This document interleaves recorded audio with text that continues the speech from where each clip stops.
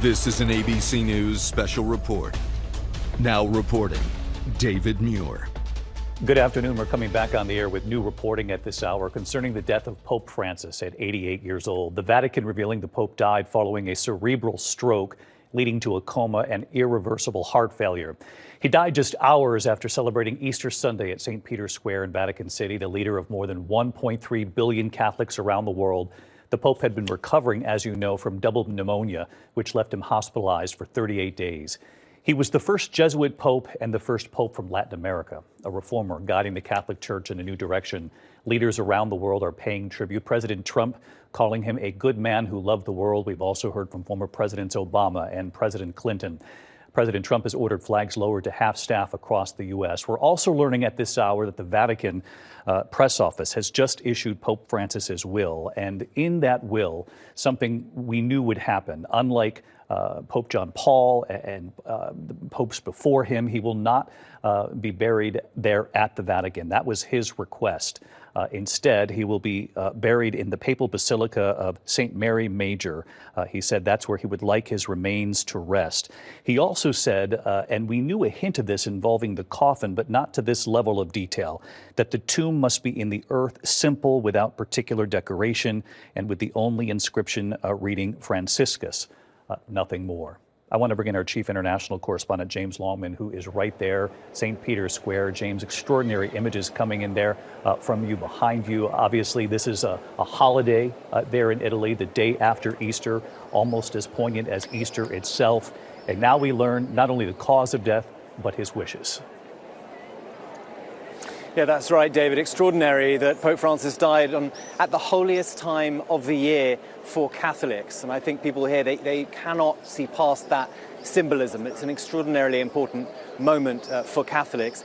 Pope Francis, we now know, according to the Vatican, how he died. They list in this report just a few moments ago, cerebral stroke, causing a coma and irreversible heart failure. That obviously is off the back of the weeks that he spent in the hospital. We were covering it here in Rome at the Gemelli Hospital, where he had pneumonia in both lungs, but he tried his best to come back to work, and we saw him. It was what he loved to do. He came out in front of thousands, 35,000 people I think were out here. He was in the Pope-mobile waving, obviously frail, but so many people hoped that he perhaps was overcoming his illness and he would be okay. That sadly wasn't to be, but he wanted to stay Pope, give the Catholic people a Pope through Easter, and he sure did that. This is a man who knew he was committed to his work, and actually it was the difficulty his doctors had trying to convince him to not work so much, to actually rest, and he didn't want to do that. And yes, as you say, David, his wishes, they've been made public now. He wants to be buried at St. Mary Major,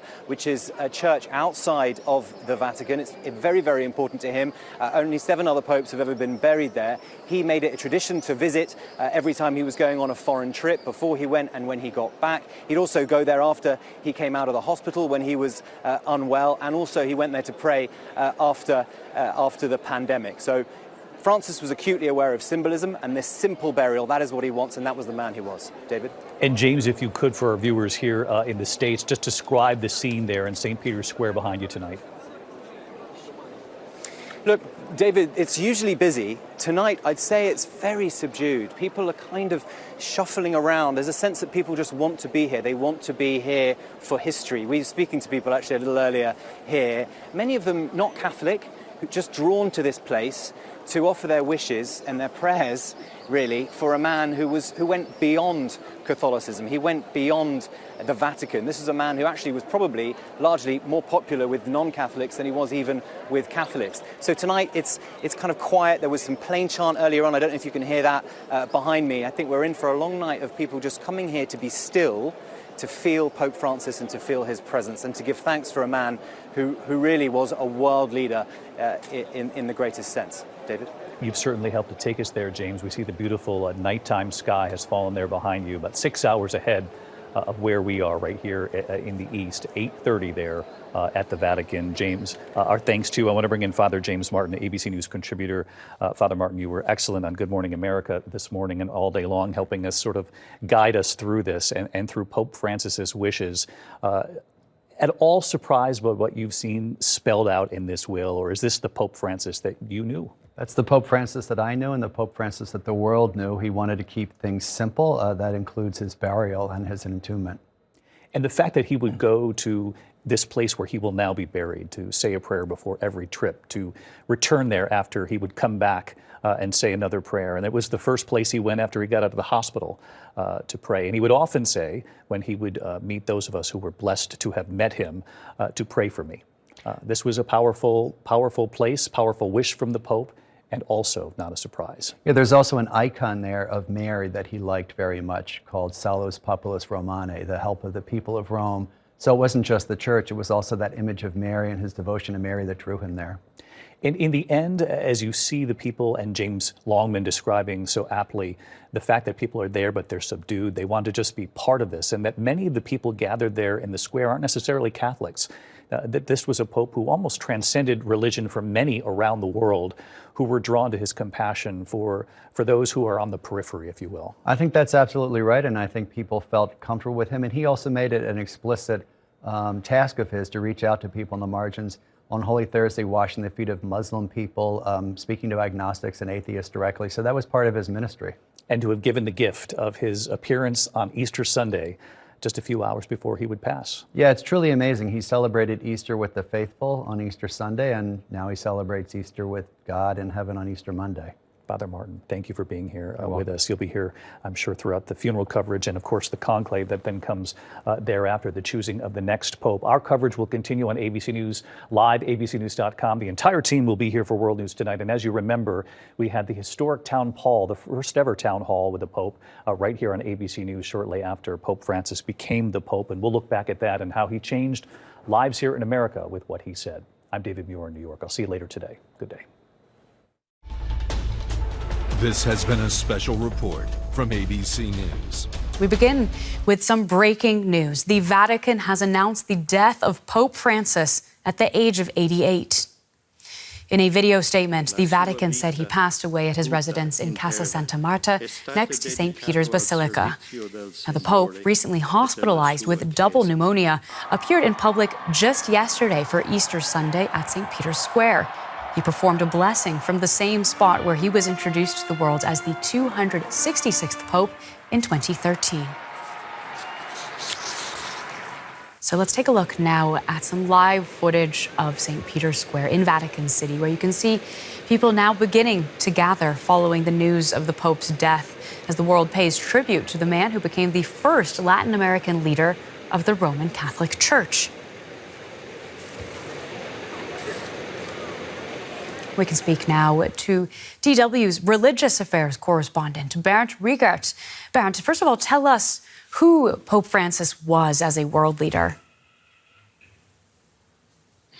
Well, he was, in fact, a very unusual pope, a pope like no one before him, because he broke with lots of traditions that were cherished in the Catholic Church. He tried to set in motion a lot of reforms against the Curia, the establishment in the Vatican.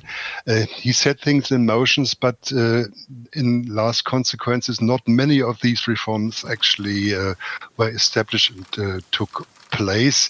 He tried to reform the attitude towards women, towards priests that could be married, towards also sexual orientations, child abuse, all these things he started, but nothing has been finalized yet, and now it's up to his predecessor to take on and to finalize his work. But the Pope Francis, he understood himself more like a priest in a cherish. He was not the theologist in chief, not the one that was leading the church like his predecessors did with papal briefs and lectures and stuff like that.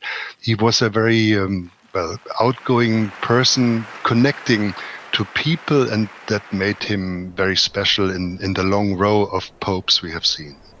DW's religious affairs correspondent Bernd Riegert, stay with us as we take a look back now at the Pope's life and his legacy.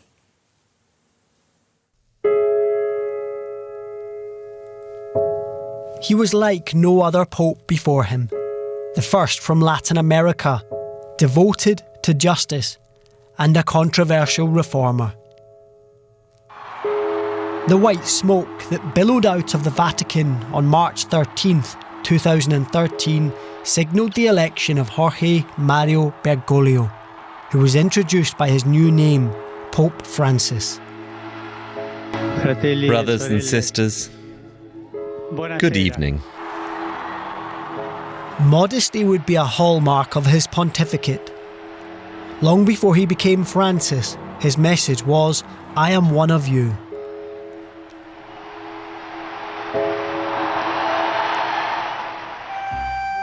Jorge Mario Bergoglio was the son of Italian immigrants in Argentina.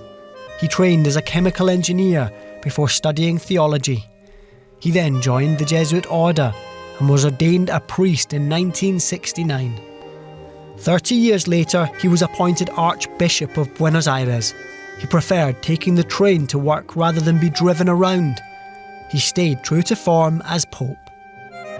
We are used to the big American limousines, and this is a Mr. Bean car by comparison.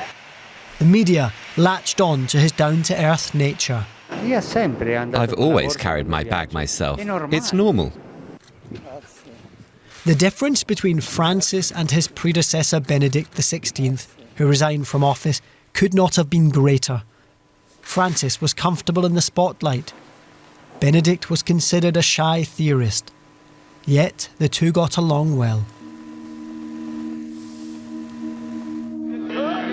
Francis saw himself as an advocate for those without a voice. He visited refugee camps during the migration crisis, when xenophobia reached new heights in Europe. He welcomed migrants to the Vatican and prayed for the thousands who perished in the Mediterranean.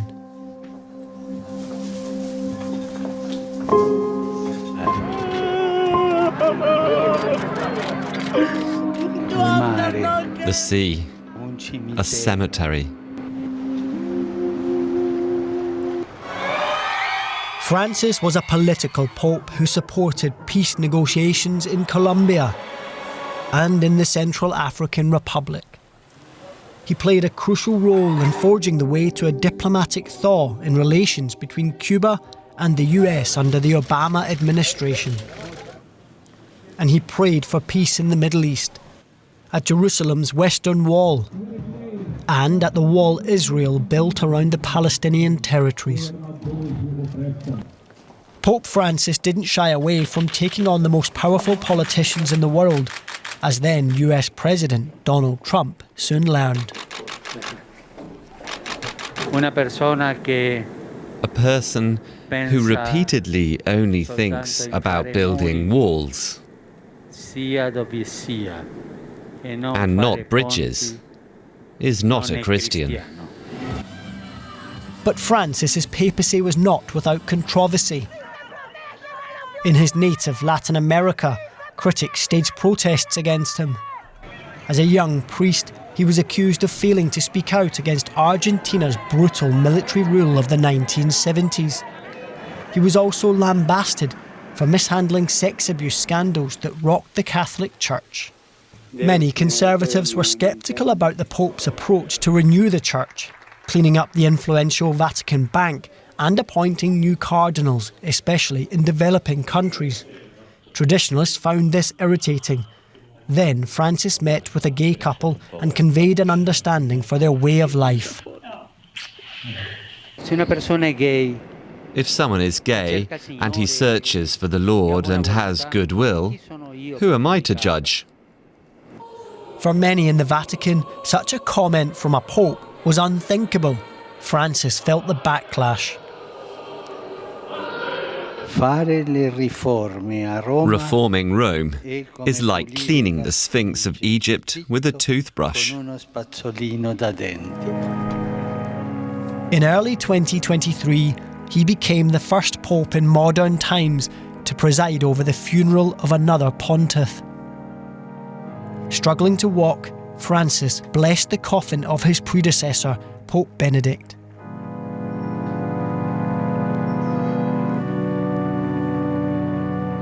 Tens of thousands packed into St. Peter's Square to attend the Mass and witness history. Pope Francis's own legacy will be marked less by his theological discourses than his enduring image as a man of the people. Because of his humble nature, he enjoyed a popularity like no other pontiff before him, not just among his church followers, but around the world.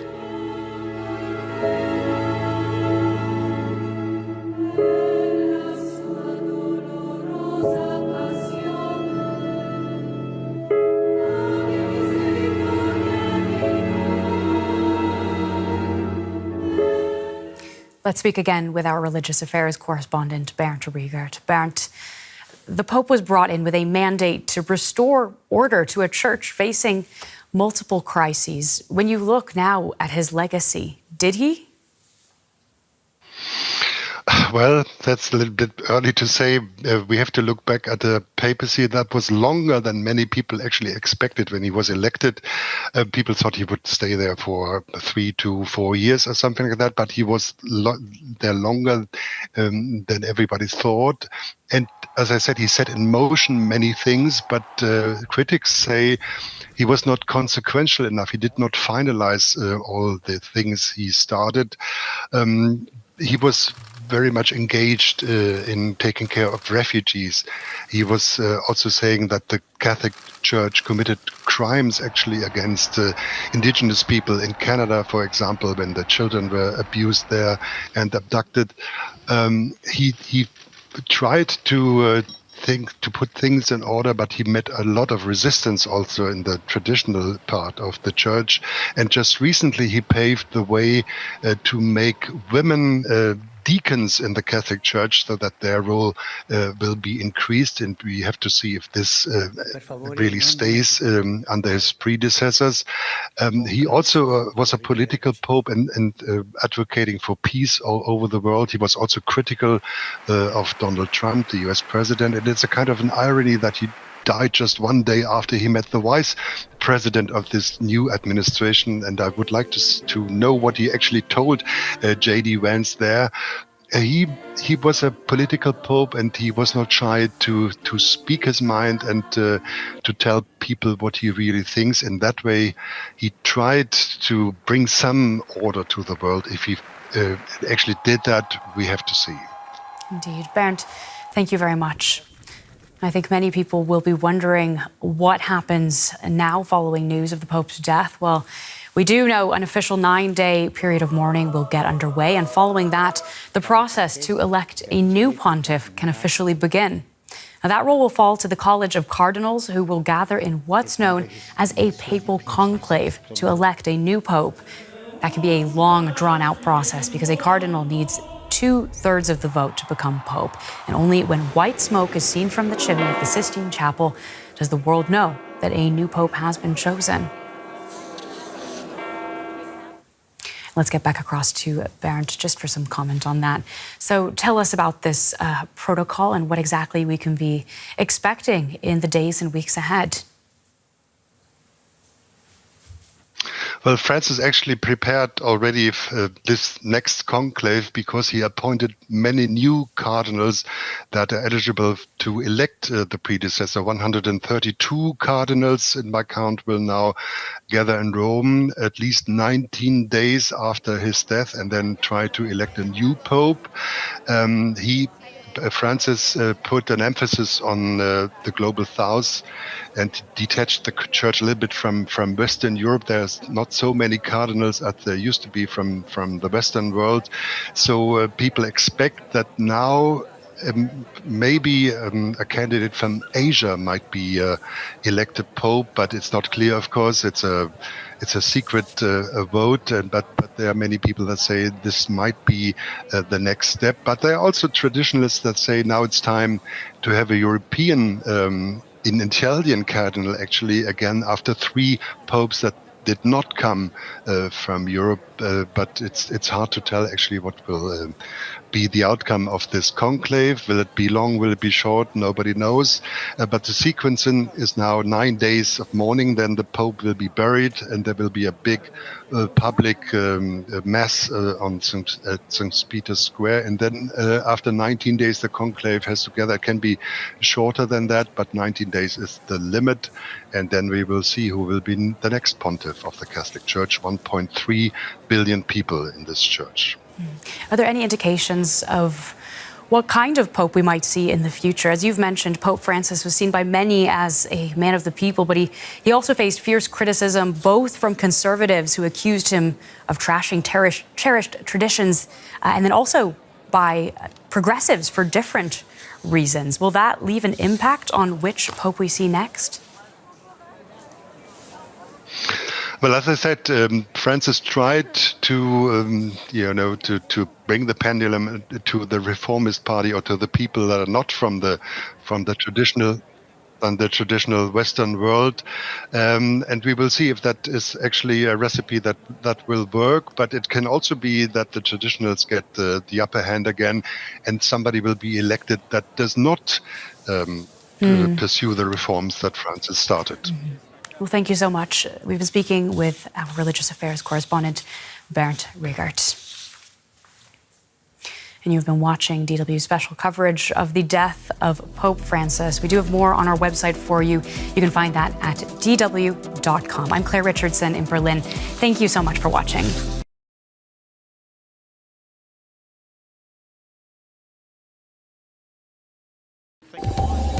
All right, we're going to bring you some breaking news just coming into us now here in Al Jazeera that Pope Francis, the first Latin American leader of the Roman Catholic Church, has died. Just to repeat that, an announcement being made by the Vatican in a video statement saying Pope Francis, who we know has been suffering health challenges, has now passed away. It ends an often turbulent reign that has reigned in the Vatican as he sought to overhaul the institution. Now, we do know that the Pope had appeared briefly to give traditional Easter blessing on Sunday.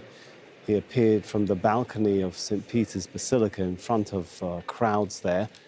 And that appearance followed a brief meeting with the US Vice President J.D. Vance.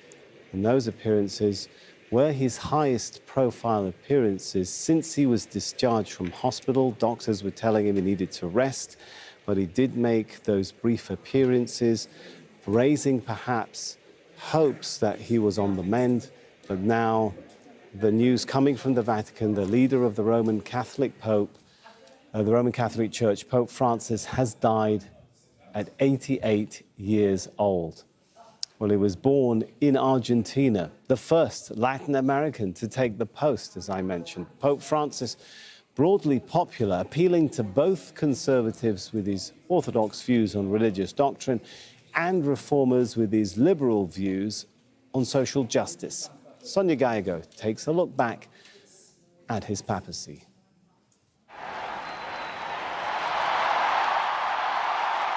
As soon as he stepped out onto the balcony of St. Peter's Basilica, Pope Francis made history. He was the first Latin American pope, the first non-European for more than 1,000 years, and his simple words and humble manner immediately won over the crowds. Buonasera. As Cardinal Bergoglio, the Archbishop of Buenos Aires, he had witnessed firsthand the hardships faced by the poor, and from the start, the new pope showed the world the humble side of the papacy. He chose Francis as his papal name, inspired by St. Francis of Assisi, the son of a wealthy merchant who chose instead to live a life of poverty. Pope Francis led by example and made clear that he expected the same of his clergy. Hombres que amen la pobreza. Men of poverty, exterior poverty, simplicity and austerity of life. Men who do not think and behave like princes. Men who are not ambitious. I think he was a pope of the developing world. He was a pope of the poor. He was a pope who spoke to and from the margins of society, and who was very conscious of the gaps which exist in society and the way that people erect barriers between themselves. And I think he, more than any Pope I can think of in modern times, was able to speak over those barriers. I just have an image of him hugging people. You know. His warmth and common touch were particularly obvious during his weekly audiences, when thousands gathered to meet him in St. Peter's Square. But, true to his word, he took his message out of the Vatican and to the margins of the church. He sought out the weakest and didn't shy away from controversy. From the favelas in Brazil to the immigrants in Lampedusa. The exclusion of migrants is scandalous. Indeed, it's criminal. And the separation wall in the occupied West Bank. His popularity extended well beyond the Catholic world. He graced the cover of Rolling Stone and was chosen as Time magazine's Man of the Year. But popularity alone wouldn't be enough to heal a church reeling from allegations of internal corruption and the child sex abuse scandal.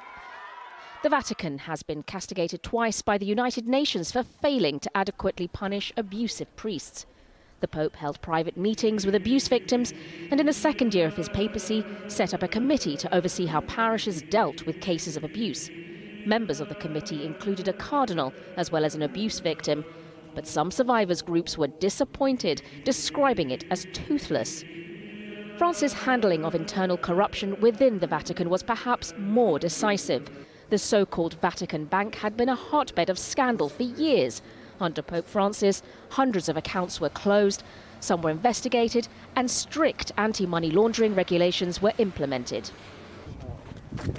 Francis was the only pope in living memory to have had the company of a Pope Emeritus, and although they shared a conservative view when it came to religious doctrine, Pope Francis's language and style were more inclusive to those who might have previously felt shut out by the Church, such as divorcees and homosexuals. The Catholic world and beyond will mourn the passing of Pope Francis and reflect on the reforms he might have made if only he'd had more time. And off the top at 4 o'clock today, the world is mourning the death of Pope Francis. The 88-year-old pontiff passing away just hours after delivering one final message on Easter Sunday.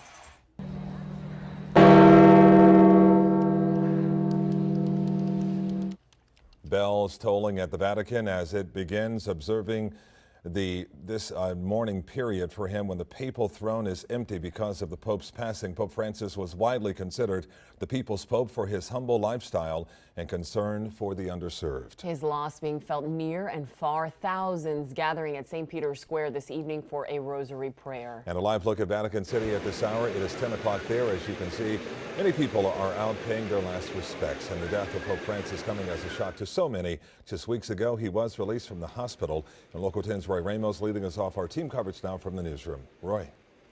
The world was blessed to see the Pope one last time just hours before he died. He greeted the faithful on Easter Sunday, blessing thousands. This as he called for peace. The bells at St. Peter's Basilica sounding Monday, solemnly marking the death of Pope Francis. At 7:35 this morning, the Bishop of Rome, Francis, returned to the house of the Father. The Vatican announcing the Pope, who devoted 12 years in the papacy, passed away Monday morning in Rome at the age of 88. Flags at half-staff were spotted across Rome, with mourners leaving flowers at the Vatican's plaza, people seen praying outside the Basilica where he will soon be buried, and where people across the world will pay tribute and honor to his legacy. I think it was a great Pope. It's a very sad day for the Roman Catholic faith. Local 10 traveled to Rome earlier this year after Pope Francis was initially admitted to Gemelli Hospital back on February 14th. The Pope was treated for what doctors called a respiratory crisis that developed into a double pneumonia. After 38 days, he was eventually released in late March. Monday, the heartbreaking news came just a day after Pope Francis celebrated Easter with thousands of faithful, blessing the crowd and wishing them a happy Easter. Buona Pasqua. In what would be his final message, the Pope calling for peace around the world before he greeted the faithful from the Pope-mobile. People are a bit stunned that this news of the Pope's passing should come immediately on the heels of Easter Sunday, and we all watched the Pope give this blessing. Hello. The same day, the Pope also meeting with Vice President J.D. Vance, where, according to Vatican officials, there was an exchange of opinions on humanitarian situations. The Vice President posting to social media, writing in part, that his heart goes out to the millions of Christians all over the world who loved him. And the Vatican reporting the official cause of death was a cerebral stroke that led to a coma and irreversible heart failure. Today, we hold Pope Francis in our prayers. From the newsroom, Roy Ramos, Local 10 News. All right, Roy, thank you. And Pope Francis was installed as pontiff in 2013 after Pope Benedict XVI unexpectedly resigned. It was very unusual to have two popes alive at the same time. That had not happened in 600 years. The succession of Pope Francis was historic, too, as he became the first Latin American pope. Il Signore fa una promessa carica di speranza. Pope Francis was born Jorge Mario Bergoglio on December 17, 1936, in Buenos Aires, Argentina. Oggi posso rivolgere di nuovo. He was ordained as a priest in 1969, eventually becoming Archbishop of Buenos Aires. He was made a cardinal by Pope John Paul II and elected as Pope in March of 2013 after Pope Benedict retired. Francis was the first Jesuit pope, the first Latin American pope, and the first from the Americas. From the beginning, he was known for his humility and his common touch. Buonasera. Was equally at home with the poor and powerful. As the son of an immigrant family. As leader of the Catholic Church, he advocated heavily for immigrants, refugees, and the poor. And he showed a lighter touch than previous popes on social issues like gay marriage. In 2019, I traveled to the Vatican for Holy Week. There's a lot of energy. The only South Florida reporter who was there for Easter Mass, eternal life, which attracted tens of thousands of people. For he is the true Lamb who has taken away the sins of the world. For us, it is our heart. It was an amazing experience. It was more than I could have actually ever imagined. It was really nice to hear him blessing all the nations and all the people out here of all different races, ethnicities out here just celebrating Easter. Pope Francis's most important message was one of fraternity, that we are all brothers and sisters despite our differences.